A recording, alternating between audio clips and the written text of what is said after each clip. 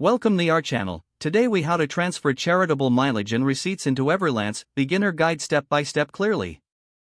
To start, open the Everlance app on your device. If you don't have the app installed, download it from your app store and create an account. Log into your Everlance account using your credentials. Once you're on the main dashboard, tap on the Mileage tab. Next, select the option to add a new trip. Input the starting location and destination of your trip. Make sure to specify the purpose of the trip as charitable. If you have a date for the trip, enter it in the appropriate field. Now, enter the total miles driven for the charitable cause. After filling in the mileage, proceed to add any associated receipts. Navigate back to the main dashboard and tap on the Receipts tab. Select the option to add a new receipt. You can either take a photo of the receipt or upload it from your device. Ensure you enter details such as the date, vendor, and amount.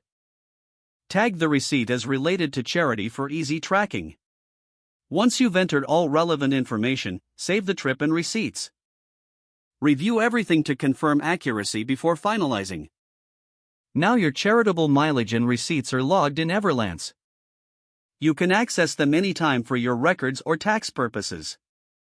That's it, you're all set to manage your charitable activities in Everlance.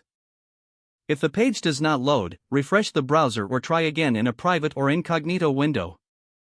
Make sure you are using the correct email address, then retype it carefully to avoid small typos. If your password is not accepted, use the reset option and create a new strong password you can remember.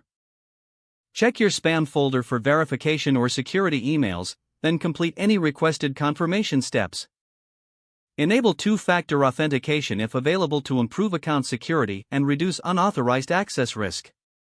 After signing in, review your profile details so your contact information and settings are accurate and current.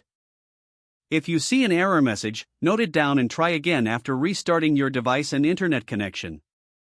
Log out when you finish, especially on shared devices, to keep your account and payment information secure.